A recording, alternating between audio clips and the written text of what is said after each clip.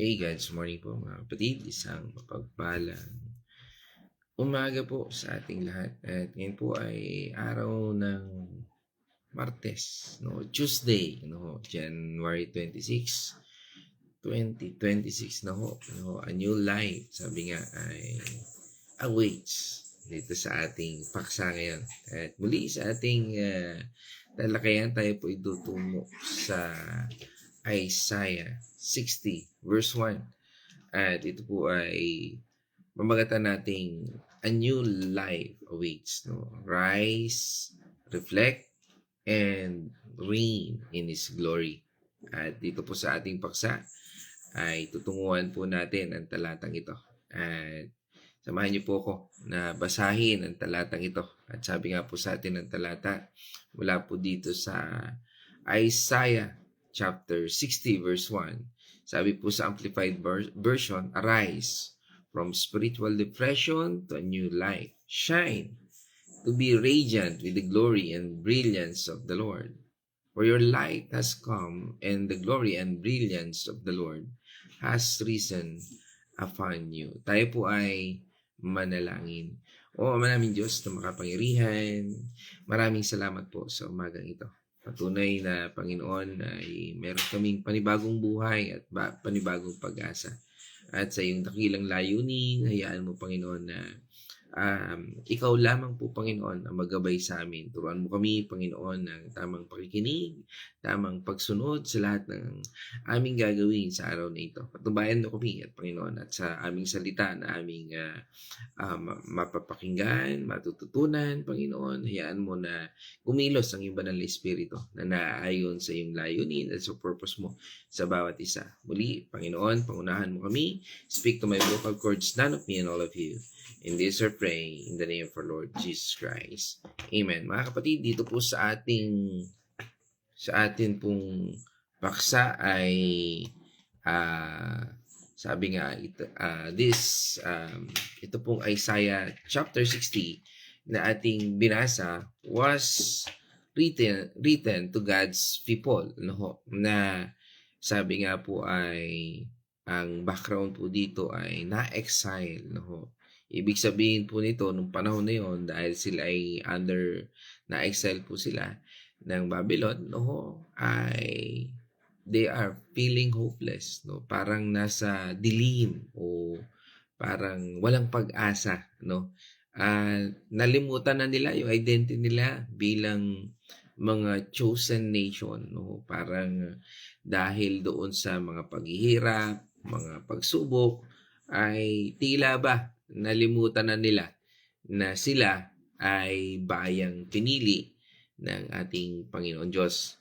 Kaya nga po dito binigyan po sila ng ating Panginoon Diyos o ni Yahweh ng isang prophetic hope. Sabi nga niya doon sa ating binasa is arise, bangon, no?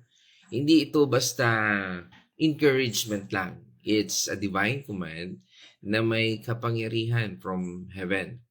Dito po sa ating talata, ay itong pagbangon na ito, sinasabi arise, no, from spiritual depression. Parang feeling ba ng mga taong ito na wala sa kanila yung presensya ng Diyos, no? At ang spiritual depression ay yung pakiramdam na overwhelmed ka ng failures, no? Yan po yung guilt or mga circumstances sa buhay mo. Ito yung pakiramdam na parang bumigat ang mundo mo dahil sa mga failures na paulit-ulit. Halimbawa ay naitatanong mo bakit lagi ako nagkakamali? Bakit ganon? Bagsak na naman, mali na naman, ano? O maaring parang feel dito is yung guilt na nung mga nakaraan. Halimbawa, hindi ako karapat-dapat sa Panginoon Diyos. Minsan yan yung nagiging feeling natin na dahil doon sa mga nakaraan o bumabalik ka doon sa mga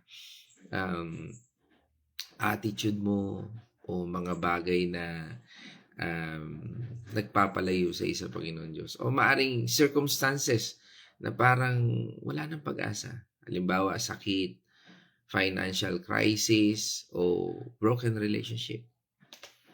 parang dito sa yugto na ito ay parang tila nakaupo ka sa dilim, feeling stuck at nawalan ng lakas para lumaban o manalangin. Pero bakit sinabi ito ng ating Panginoon Diyos na arise? Kasi hindi niya tayo tinatawag o sabi nga, hindi tayo tinatawag ng Panginoon Diyos to arise o bumangon sa sarili nating kakayahan o lakas, kundi inaanyayahan tayo ng Panginoon na maging dependent sa Kanya. Sabi nga ng isang theologians ni John Piper, no? Sabi niya doon sa isa niyang quote, sabi niya, God's grace isn't just for forgiveness. It's a power to stand up. Litin ko po, no? Sabi doon ni John Piper sa isa niyang quote, God's grace isn't just for forgiveness. It's a power to stand up. Hindi lang yung nagpapatawad ka, pero paano ka tatayo doon sa pagpapatawad na yun? Paano ka titindig doon sa bagong identity na ibinigay sa iyo ng Panginoon? Na bagong buhay, bagong pag-asa na ibinigay sa iyo ng Panginoon Diyos. Sabi nga sa atin ng Romans chapter 6 verse 4. Sa makatuwid, tayo'y namatay na, nailibing na kasama niya sa pamamagitan ng bautismo, upang kung paanong binuhay muli ni Kristo sa pamamagitan ng dakilang kapangyarihan ng Ama, tayo rin ay magkaroon ng panibagong buhay. Okay. So yun po yung sinasabi sa atin ng Panginoon. Nung tinanggap natin Panginoon sa Kristo and we choose to surrender everything, tayo po ay namatay na doon sa dati nating pagkatao. And that is thing na sinasabi rin sa atin ngayon ng mensahe natin that God's grace is just forgiveness. It's a power to stand up. Hindi lang yan na sabihin natin God's grace is just for healing. No, it's a power to stand up na tayo pinagaling na ng Panginoon Diyos. O ano pa mang circumstances o situation sa buhay natin. Yan yung grasya ng Diyos. Ang resurrection ng ating Panginoon Kristo ay proof na kayang baguhin ng Panginoon Diyos kahit anong situation natin. Ano man ang situation natin. Di ba doon sa Ezekiel 37 verse 5, no? Pati dry bones binuhay niya. Imagine natin yun, buto na yun, wala nang laman. Kaya niyang buhayin. Kung gugustuhin lang niya. Kaya tungayan po natin yun, Ezekiel 37 verse 5. Ito ang pinasasabi niya, bibigyan ko kayo ng hininga at kayo'y mabubuhay. Amen. Pinangungusapan po niya dyan, yung mga dry bones. Dito, pinatutungkulan din po natin na kahit na on the situation na parang tila ba wala nang kapag-asa, God can do something. Pero ayaw ng Panginoon Diyos na asa tayo sa sarili nating lakas, sarili nating plano, kundi kailangan nating isurrender ito sa Panginoon. At kung tayo naman ay lugmok, no, sa kasalanan, addiction, o whatsoever, tandaan natin, walang kasalanan o pagkakamali na hindi niya kayang talunin. Hindi kayang talunin ng ating Panginoon Diyos. Hindi kayang patawarin ng ating Panginoon Diyos. Kaya kailangan natin lumapit sa Kanya. Di ba? Sabi sa atin sa 1 John chapter 1 verse 9, Subalit kung ipinahahayag natin sa Diyos ang ating mga kasalanan, maaasahan nating patatawarin tayo ng Diyos sa mga ito at lilinisin tayo sa lahat ng ating kasalanan sapagkat siya'y tapat at matuwid. yes. If we confess, He is faithful and just. Kung tayo ay hihingi ng tawad, if we repent to God,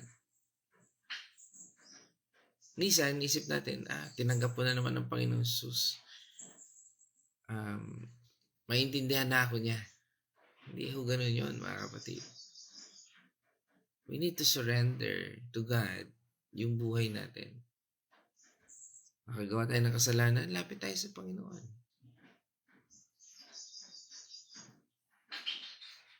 Huwag kang bibitaw sa Panginoon Diyos.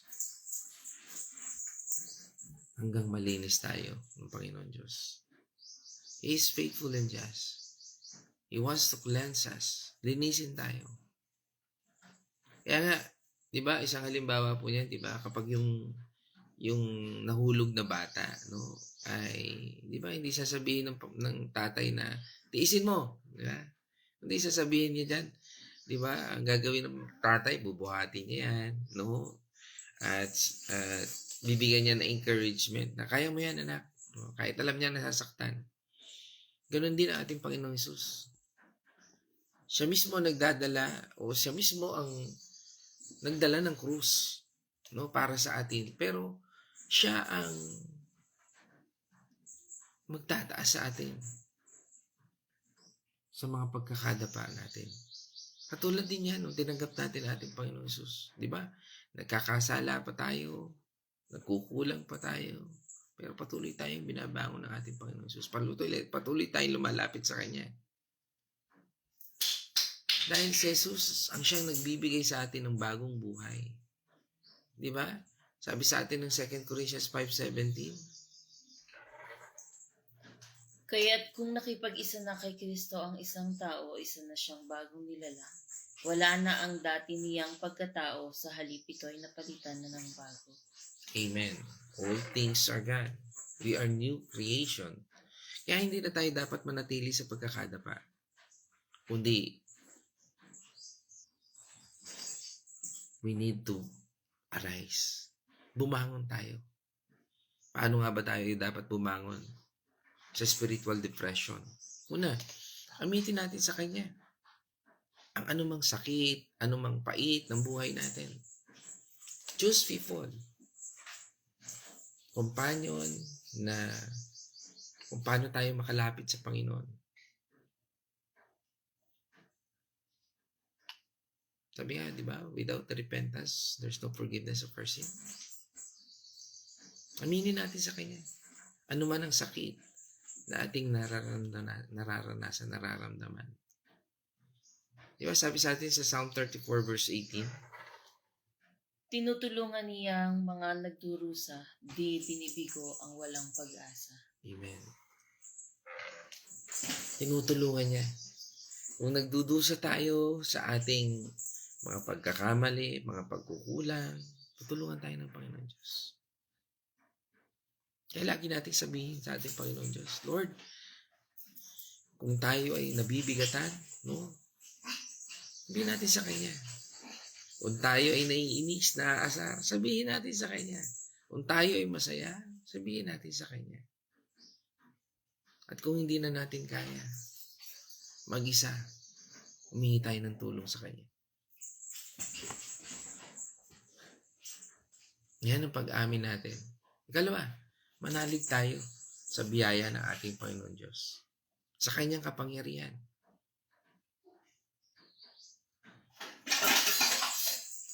Hindi lang tayo basta hihingi ng tawad, kundi manalig tayo. Kumikilos siya sa buhay natin. Mangungusap siya.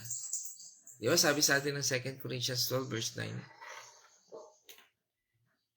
Ganito ang kanyang sagot, ang pagpapala ko ay sapat sa lahat ng pangangailangan mo, lalong nahahayag ang aking kapangyarihan.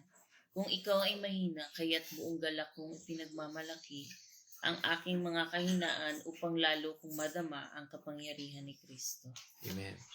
Kaya nga kung may mga thorn in the flesh ka, o tayo, mga kahinaan natin, lalong mahayag ang kapangyarihan ng Diyos. Kahit feeling mo mahinang-mahina ka, tandaan natin, ang sabi ng Diyos sa atin, lalong lumalakas ang tao kapag umaasa tayo sa Kanya. Pero lalo ka naman malulugmo kung mananahan ka sa sarili mo, sa kapangyarihan ng mundong ito, o impluensya ng mundong ito. It will never help you.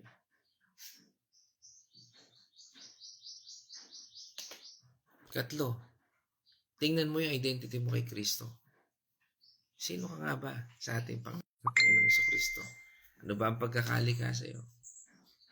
Di ba sabi sa 1 Peter 2, verse 9? Ngunit kayo ay isang lahing pinili, grupo ng maharlikang pari, isang bansang nakalaan sa Diyos. Bayang pag-aari ng Diyos upang magpahayag ng mga kahanga-hanga niyang ginawa. Siya ang tumawag sa inyo mula sa kadiliman patungo sa kanyang kahanga-hangang kaliwanagan. Amen. Hindi tayo dapat matakot. We need to see yung identity natin.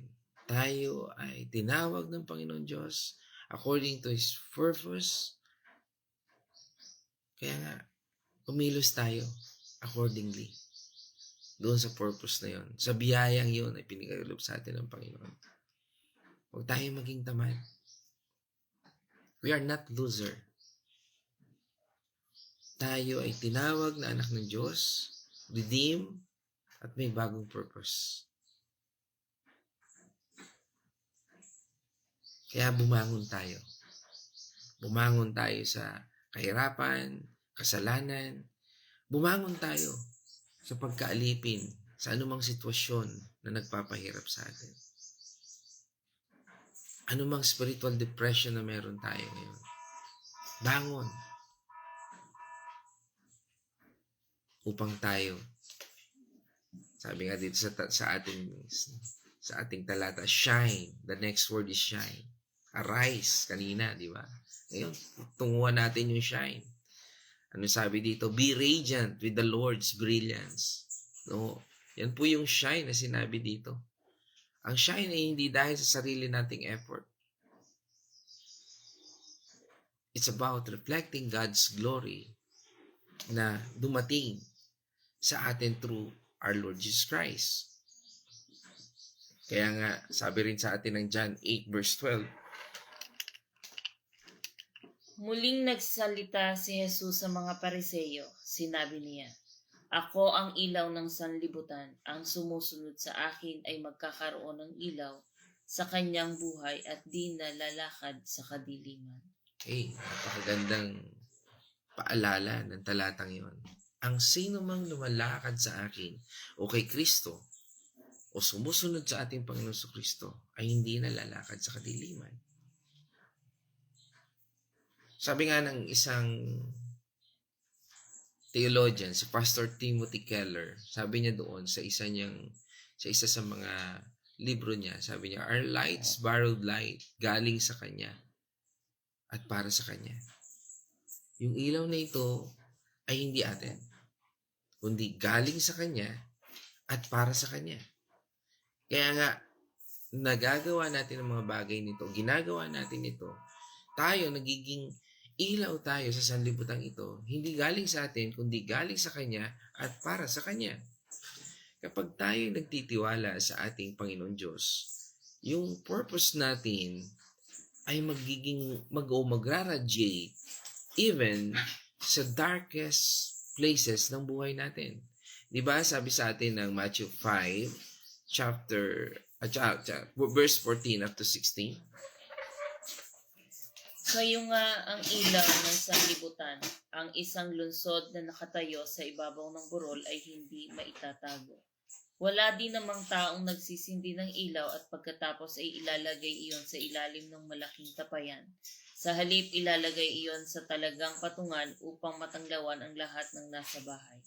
Sa gayon din naman, dapat ninyong pagliwanagin ang inyong ilaw sa harap ng mga tao upang makita nila ang inyong mabubuting gawa at papurihan ang inyong Ama na nasa langit. Amen. So, yan po yung ilawan na ipinapakita. The glory of the Lord has risen upon us, upon you. At ang glory na ito, o yung kabanalang ito, kadakilaan na ito, ng ating Panginoon, ay hindi abstract. It's Jesus Himself. Siya mismo. Tunghayin po natin yun, di ba? Sabi niya sa John 1, verse 14. Ang salita ay naging tao at nanirahan sa piling namin. Nakita namin ang kaluwalhatiang tunay na Kanya bilang kaisa-isang anak ng Ama. Siya ay puspos ng kagandahang loob at ng katotohanan. Amen. Yan ang ating Panginoong Kristo na ating tinanggap. Yan ang Panginoong Kristo na nabasa natin sa mismong salita ng Panginoon Diyos, ang Biblia. Nang namatay ang ating Panginoong Kristo at muling nabuhay, yun ang liwanag ng salvation daw dumating sa ating lahat. Sabi nga sa atin ng Luke chapter 2 verse 32.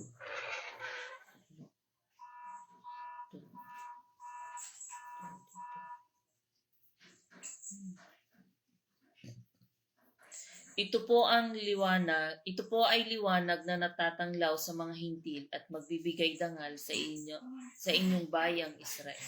Amen. Yan po yun, na nagtatanglaw sa mga hintil. Sino yun? Sa atin. Tayo, mga hintil. Kaya nga, ngayon, tayo pong mga tagasunod ng ating Panginoong Kristo, mga mananampalataya, we are covered ng glory ng ating Panginoong Kristo. At yan din po yung sinasabi sa atin ng 2 Corinthians chapter 3 verse 18. At ngayong naalis na ang talukbong, nagniningning na ating mga mukha ang kalwalhatian ng Panginoon, at ang kalwalhatiang iyan ay nagmumula sa Panginoon, na siyang Espiritu, ang siyang magbabago sa atin mula sa isang antas ng kalwalhatian hanggang tayo'y maging kalarawan niya. Amen. Kaya nga patuloy na tayong binabago. Sabi nga, paano ka mababago?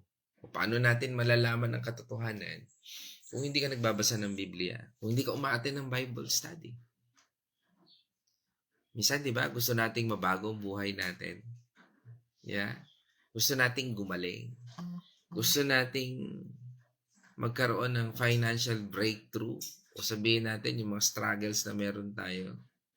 Pero, ayaw nating umattend sa mga gawain. Hindi natin makikita. Or maaring makakita ka makasumpong ka ng kaunti, no? Pero mawawala ulit. Babalik ulit. Paulit-ulit hanggang sa mapagod ka. And you cannot find rest. Nahuubos yung lakas mo sa bagay na paulit-ulit sa buhay mo. Because you failed to surrender to God. You failed to find the rest na sinasabi ng Panginoon.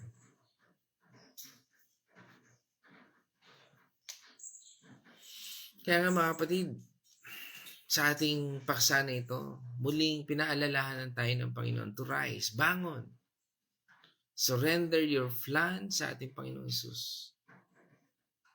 Sabi nga ng isa sa mga quote ni Joyce Meyer, no, isang pastora from US, napaganda rin ng istorya niya, no, na sinabi niya doon sa kanya, isa sa mga inspirational quotes niya o sa kanya mga nasulat na libro. Sabi niya doon, you can't heal what you don't bring to the light. Hindi ka gagaling kung hindi mo ito ibinibigay sa mismong ilaw.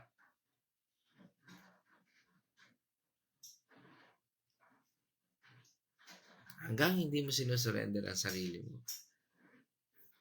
you always feel empty. You always feel sick. Sabi nga, ang kayang gawin ng mundong ito, panandalian lang. Maaari kang bigyan niya ng kasayahan, pero hindi yan magiging sapat. Mananawa, manghihina, at manlulupaypay ka rin. Pero kung ang lakas na nagmumula ito ay mula sa ilaw, you will never run dry. Hindi ka na manghihina. Confess mo sa Kanya yung mga bagay na nagpapabigat sa'yo. Confess to God. Ano mang bagay na mabigat sa kalooban mo. Diba sabi nga sa atin, diba, ng 1 Peter chapter 5 verse 7? Ipagkatiwala ninyo sa Kanya ang inyong mga alalahanin sa buhay, sapagkat Siya ay nagmamalasakit sa inyo. Amen. Diba? Pagkatiwala natin sa Kanya. Alam niyo, ang Diyos, He will never betray you. Never. Yung mga tao, sa mga kaibigan natin, they can. They will betray you. But God, no.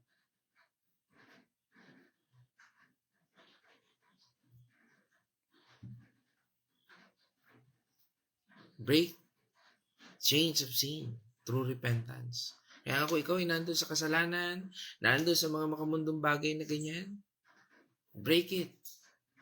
Paano? Humingi ka ng tawad sa Panginoon. Repent. Humingi ka ng lakas kung paano ka baguhin ng Diyos. Gamitin mo yung authority na ibinigay ng ating Panginoong Kristo sa iyo. Galatians 5, verse 1. Malaya na tayo dahil pinalaya na tayo ni Kristo. Kaya't magpakatatag kayo at huwag nang magpaalipin mo pang muli. Amen. Let's break chain. Malaya na tayo eh. Diba? Huwag ka na magpaalipin ulit. Huwag mo nang hayaan na iposas mo yung sarili mo. Itali mo yung sarili mo saan? Sa kasalanan, sa sakit, sa katamaran. Find Him. Find God. Attend ka ng Bible study. Hindi ka lalago. At hindi mo makikita ang mga bagay niya. Hanggat hindi mo natututunan na lumapit sa Kanya. Hindi ka naalipin ng kasalanan. Hindi ka naalipin ng mundong ito. Isa, takot na takot ka mawala ang mga bagay sa buhay mo eh, di ba? Tandaan mo, pag namatay ka, di mo yung madadala sa buhay mo. Kahit anong gara ng libing mo. Kahit ilan ang sports car mo sa mundong ito. Helicopter, aeroplano, ano pa mga material things na pwede. When you die, you're still empty-handed.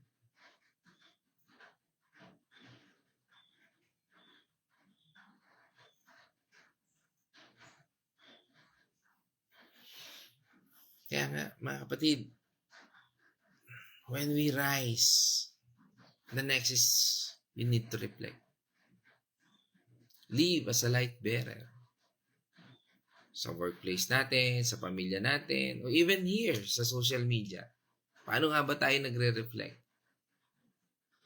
Alam nyo, kahapon sa amin, first Bible study namin ng taong ito, sa 2026, at na-topic namin ang Genesis chapter 7, no?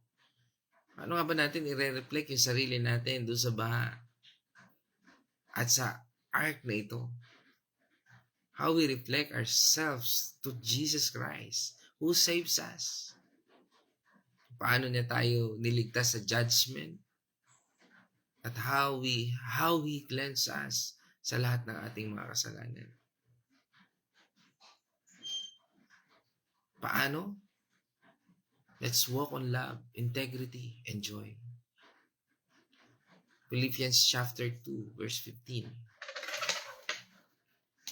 Upang kayo maging ulirang anak ng Diyos, matuwid at walang kapintasan sa gitna ng mga taong mapanlinlang at mga masasama. Sa gayon, magsisilbi kayong ilaw sa kanila, tulad ng bituing nagniningning sa kalangitan. Amen. Magsisilbi kang isang ilaw sa mga taong ito. But how can you be light kung tamad ka namang umattend ng Bible study? You cannot reflect. Ano di ba? From the word self-reflection, parang di ba mirror? Di ba? Nung tayo bata, tuwa tayo, di ba? Pag nakakita tayo ng salamin, pag nakakita tayo ng araw, di ba? Lalabas tayo. Tatapat natin yung salamin yung salamin sa araw at ire-reflect natin kung saan natin gustong i-focus, di ba? So, ganun din sa buhay natin. When we see the light, when we see the Word of God, when we see Christ's works in our lives, pagkilos niya sa buhay natin, may mga tao sa buhay natin ay nilalapit ang Panginoon Diyos na same situation natin before. Di ba? And yung ilaw na yun, kung paano tayo niligtas ng Panginoon, it reflect yung buhay na yun sa mga taong yun.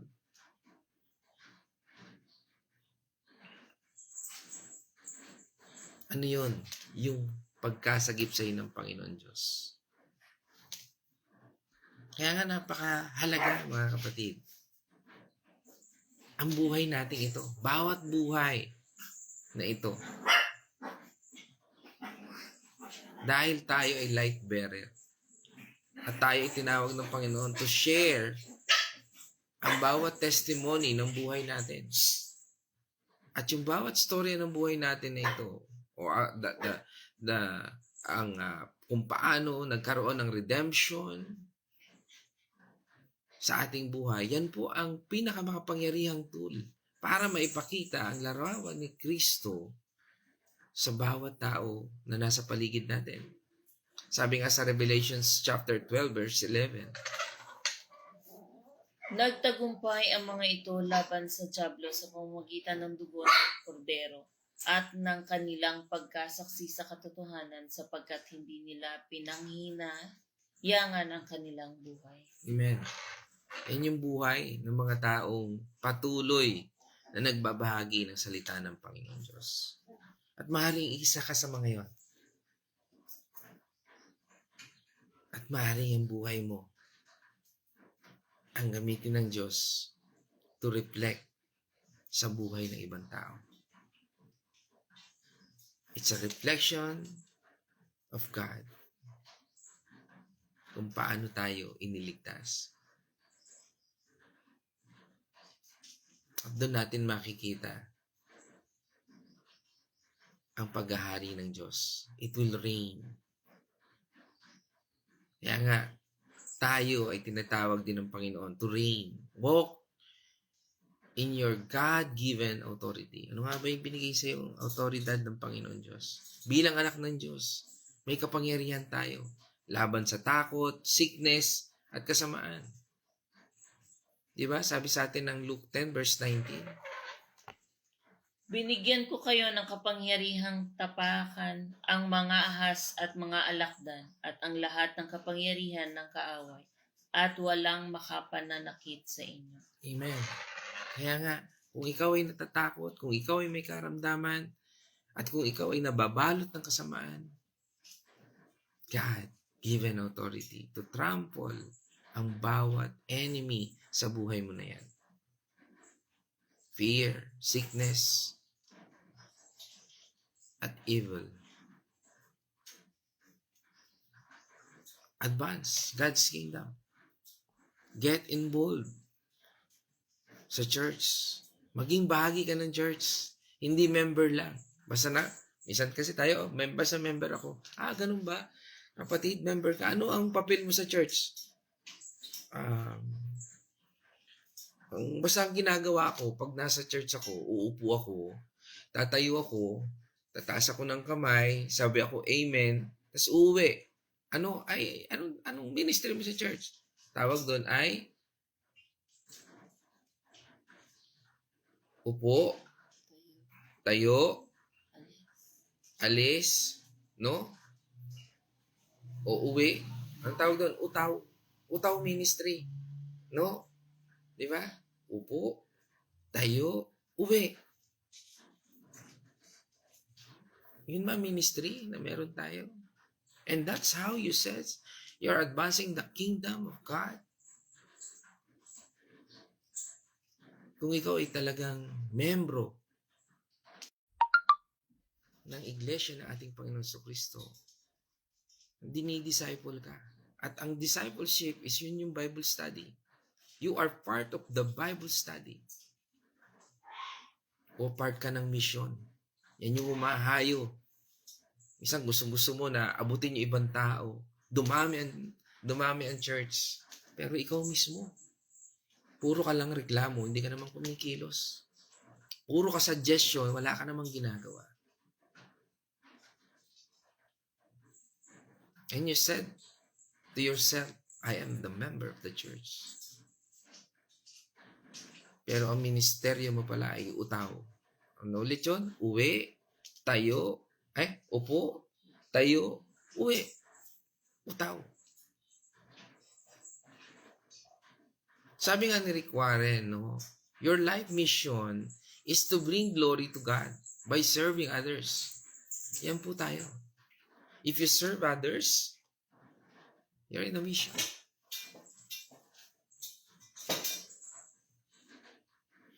Kaya nga mga kapatid, sa akin pong pagtatapos, I want to challenge, to give a challenge dito sa ating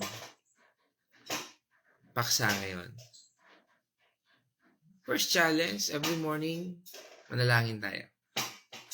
Manalangin natin sa Panginoon Diyos, Lord, tulungan mo akong bumangon sa discouragement. I surrender. O gusto kong isuko sa iyo ang lahat. Gamitin mo ang buhay kong ito para maging liwanag sa mga nasa dilim, sa mga walang relasyon sa iyo. Pray natin yan. Ikalawa,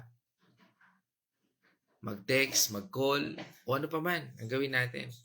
Yung kaya natin gawin. Mag-chat, no? Kung ikaw ay nakakapag-online, may data ka. Doon sa alam natin, ang mga tao na alam natin na parang feeling nila ay stuck sila sa buhay. May karamdaman, may sakit, walang relasyon sa Panginoon Diyos. Maglaan tayo ng oras sa mga taong ito. At ipanalangin mo sa Diyos na God will help you. Panalangin mo siya. Sabihin mo sa Kanya, God sees you. May bagong buhay na handa para sa iyo. Para labanan ang anumang kinaharap mo ngayon. Mga kapatid, hindi tayo tinawag para mabuhay na parang talunan. Ang ating Panginoong Hesus na mismo ang nagtagumpay 2,000 years ago. Kaya arise. No? Bumangon po tayo. Labas sa pity party. Alam niyo yung pity party? Yung kawawa naman ako, walang-wala na. Talagang ganito talaga buhay ko. Lugmok na lugmok ako. Lagi mong kinaawaan yung sarili mo. Labas ka dyan. Hindi ka para dyan. Shine. No? Ipakita ang biyaya ng Diyos. Na kahit minsan parang may mga tao sa buhay mo na inaabuso ka, shine. Pakita mo ang biyaya ng Diyos. Hindi yan mauubos. Tandaan mo. Dahil ang Diyos ang nagsusupply sa iyo. At ikatlo, rain. No, again, rise, labas sa mga pity party ng buhay natin. No, bumangon tayo sa kasalanan, sa takot, sa anumang spiritual depression na yan. And then shine, pakita natin ang biyaya ng Diyos. At rain, tatlong bagay. Mabuhay ng may holy confidence.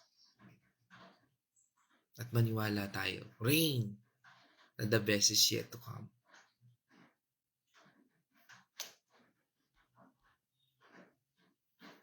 Sabi nga sa atin ng 2 Corinthians 4 verse 6, For it's God who said, Let light shine out of darkness. And He has shown in our hearts to give the light of the knowledge of His glory in the face of Jesus Christ. Purihin natin, Panginoon Diyos, mga kapatid. At ngayon naman po, tayo ay dadako sa Venice Reflection. God's morning muli mga kapatid. Napakaganda po ng ating napag-aralan ngayon. Ito po ay nag-uutos na tayo ay bumangon po sa ating pagkakalugmo. Sabi nga po, bangon ka, sumikat ka. Ito ay isang utos na nagpapakita ng lakasan at lumiwanag. Hindi tayo dapat magpatalo sa anumang pagsubok. Bagkos ay ipakita ang potensyal at positibong mga katangian. Dito po ang aral po na ating makukuha ay kahit nasa panahon tayo ng pagsubok, palaging may pag-asa at liwanag na darating. Hindi tayo dapat mawala ng pag-asa dahil ang Diyos ay palaging naandyan upang sumuporta sa atin. Hindi sapat na umasa lamang, kailangan din nating kumilos at ipakita ang ating liwanag sa iba. Dapat tayong maging instrumento ng pagbabago at magbigay ng inspirasyon sa iba. Ang kaluwalhatian ng Panginoon ay sumisikat sa atin at nagpapaalala na ang Diyos ay ang ating lakas at gabay. Sa pamamagitan ng pagtitiwala sa ating Panginoon, makakaya natin kahit anumang hamon na ating kinakaharap sa ngayon. Gaya po ng liwanag na sumisikap sa atin, dapat din tayo maging ilaw sa iba. Sa pamamagitan ng ating mga gawa, sa ating mga salita, maaari tayong magbigay ng pag-asa, pagmamahal at inspirasyon sa ating kapwa.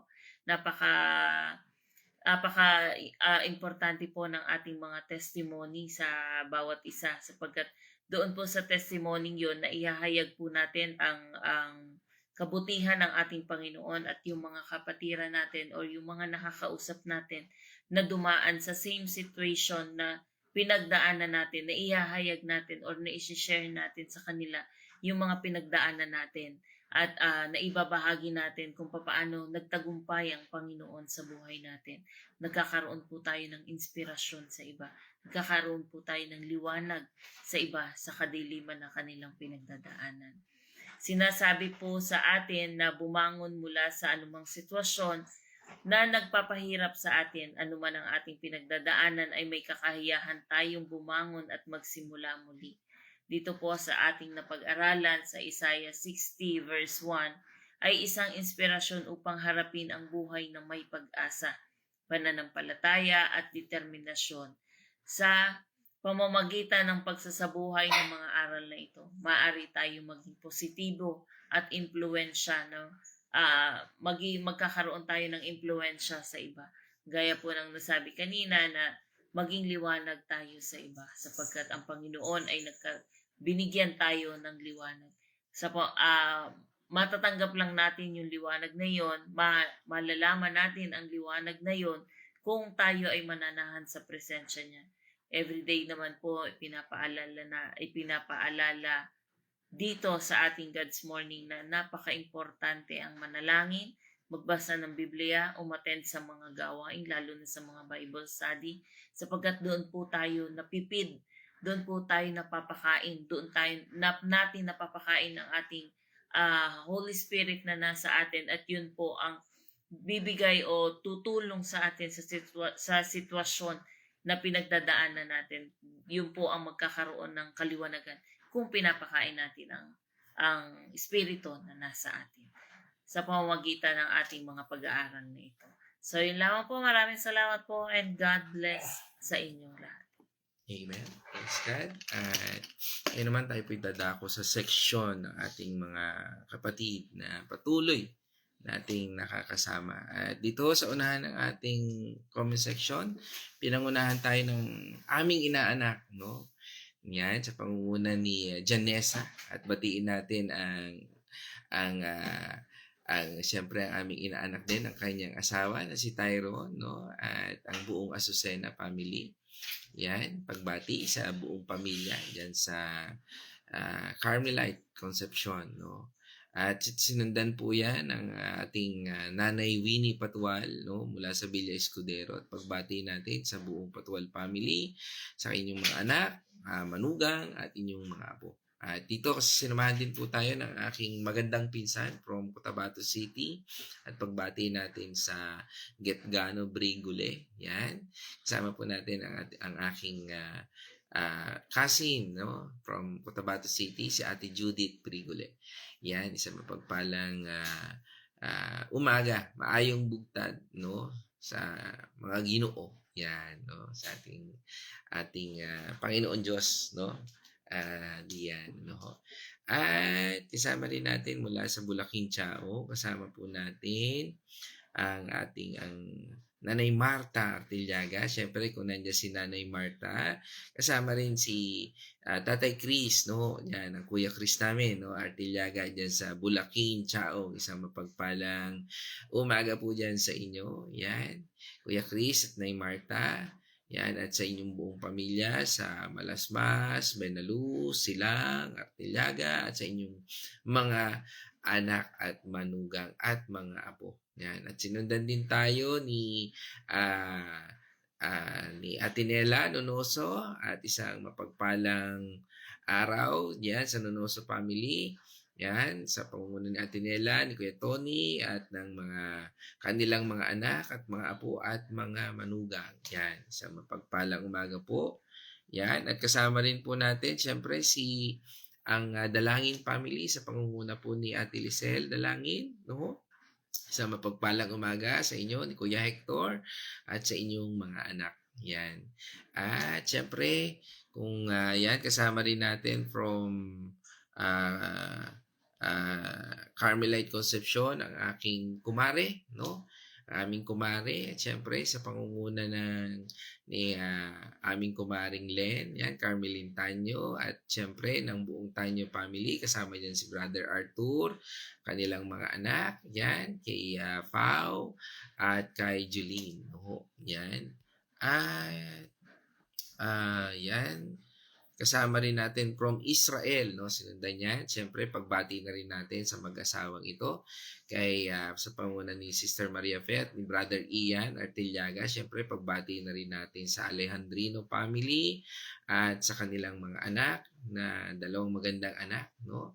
Yan. At sinundan po yan from USA na ating kapatid mula sa Seattle, Washington. Ang family daw, no?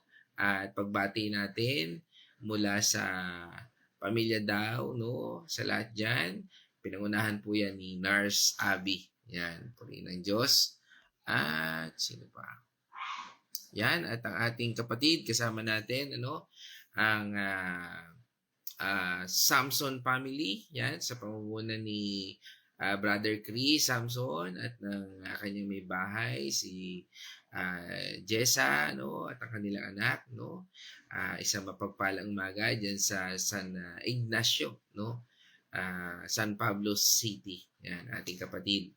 Yan, at kasama rin natin from ang kapatid natin sa Pampanga, no, si Ate Cindy Mercado. Yan, isang mapagpalang umaga sa iyo dyan at sa buong pamilya. Yan, at syempre, kasama rin natin mula sa Andal Artillaga family sa pangunguna ni Pastora Pe. Siyempre, pagbati natin sa inyong mga anak, mga manugang at mga apo. Yan. Mula po sa Andal family, yan, kila Malu, kila Mark, kay Michelle, kay Abby, at sa bawat mga apo ninyo. Yan. At sa lahat ng manugang. Yan.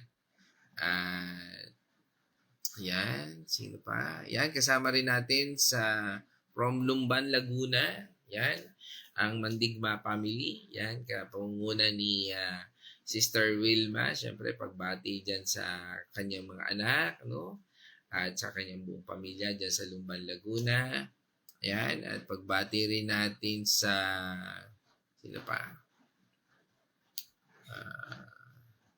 Yan, from Bulacan ulit. Siyempre kasama dyan si Nanay Gloria Benaluz at pagbati na rin natin sa kanyang anak kay Joseph Capus. Yan, mula dyan sa Bulacan, Chaong, no, Quezon. Yan. Yan, from Alamada, Cotabato. Siyempre pagbati natin sa Getgano Chua family sa pangunguna dyan ng aking magandang pinsan. Ang aking pinsan si Ate Lilibet Chua. Siyempre, pagbati na rin kay Kuya Ruel at sa aming uncle, si Uncle Sid at Mamang Diding, no? Yan. At sa buong pamilya namin dyan sa Alamada, Cotabato. Yan. At sino pa?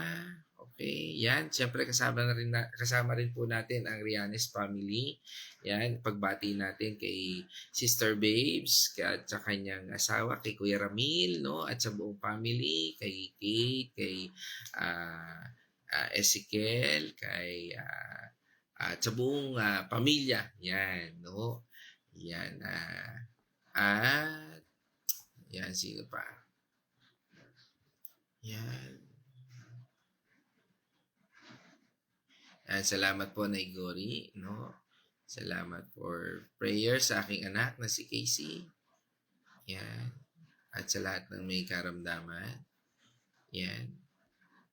Okay, that's all, mga kapatid. Okay, mga kapatid, tayo po ay magtatapos na at I think lahat po ay nabanggit ko na. Wala na ho bang hindi ako nabanggit, no? Okay. Kung wala na po, tingin ko po ay nabasa ko na ho. O nakita ko na po lahat, no? Kung sino man po yung kasama natin ngayong umagang ito. At ngayon po ay medyo maulan at nawa tayo po ay magdala ng payong sa ating paglabas at patuloy tayong ingatan ng ating Panginoon Diyos. At ngayon po, sa taong ito, mula po dito sa ating tinalakay, no, ngayong January 6, 2026, ang talata mula sa Isaiah 60 verse 1 na pinamagatang A New Life Awaits, Rise, Reflect, and Reign in His Glory. Nawa ang ating pong pinag-aralan ay maging pagpapala sa ating buhay sa araw nito. At nawa ito ay magamit natin upang tayo ay patuloy na lumago at patuloy nating makita ang purpose ng ating Panginoon Diyos sa ating buhay. At ngayon po, tayo po ay dadako sa ating pagtatapos at tayo po ay manalangin. O Ama naming Diyos na makapangyarihan, salamat Panginoon sa iyong banal na Espiritu na siyang nagturo sa amin at sa pagpapaalala ng buhay ng iyong nag-iisang anak na si Kristo upang maging aming modelo sa aral na ito.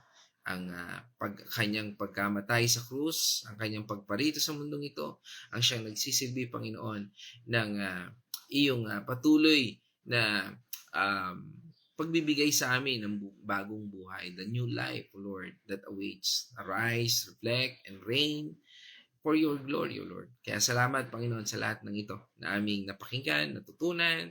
Truly, Lord, na ang iyong banal na Espiritu ang siya lamang nagturo, Panginoon, sa amin. We acknowledge, Lord, na siya yung pinakamagaling na guro, na siyang patuloy na nagbibigay, nagre-reveal, at patuloy na nagkakaloob sa amin ng kaalaman na patungkol lamang sa iyo. And again, O Lord, sa lahat ng ito, kami po ay patuloy na nagpapasalamat sa iyong kabutihan, sa iyong pagkakaloob ng gift of understanding, gift of healing, gift of, Lord, na papanumbalik sa iyo, Lord. Ang lahat ng ito, Panginoon, ay pinasasalamatan namin dahil ito'y inihayag mo sa buhay namin upang kami, Panginoon, ay lumakad at upang bigyan kami, Panginoon, ng landas na aming tutunguhan. Kung saan doon kami, Panginoon, ay susunod. Kami, Panginoon, ay manumbalik, Panginoon, sa iyong presensya. Lord, muli sa lahat ng ito, patuloy kami nagpapasalamat sa lahat ng katagumpayan na iyong ipinagkakalob sa buhay ng bawat isa. Naniniwala po kami na ikaw ang Diyos ng kagalingan at ito'y ilalapat po sa amin. Ikaw ang Diyos na nagpo-provide, your alijara, O Lord. At ikaw po ang siyang makapangyayari sa aming buhay. At naniniwala po kami na sa iyong presensya, hindi po kami magkukulang at hindi kami, Panginoon, manlulupaypay. Maaring makadanas kami, Panginoon, ng paghihirap, subalit hindi kami susuko dahil alam namin, Panginoon, na ikaw ang aming kasama. Hindi dahil sa aming sariling lakas, kundi dahil sa iyong grasya at sa iyong awa. Hindi kami nananahan at mananahan, Panginoon, sa sariling lakas namin, kundi sa iyong patnubay lamang. Kaya, Panginoon, sa pagtatapos ng gawain ito, ikaw po'y aming pinupuri, pinasasalamatan sa lahat ng ito. At kami po, Panginoon, ay nagbubunyi sa katagumpayan na ginawa mo sa aming buhay. Muli sa lahat ng ito, kami po ay nagpapasalamat, Diyos Ama na nasa langit at makapangyarihan. At ikaw po, Panginoon, ay aming pinupuri sa pamamagitan ng iyong banal na Espiritu na siyang nagtuturo, nangungusap sa amin. At ito po ay aming dalangin sa pangalan ng iyong nag-iisang anak na si Kristo. And in Jesus' name, amen and amen. Mga kapatid, let us shout the shout of victory. Christ has died. Christ is risen. Christ will come again, and together we are for Christ again. God's morning, everyone.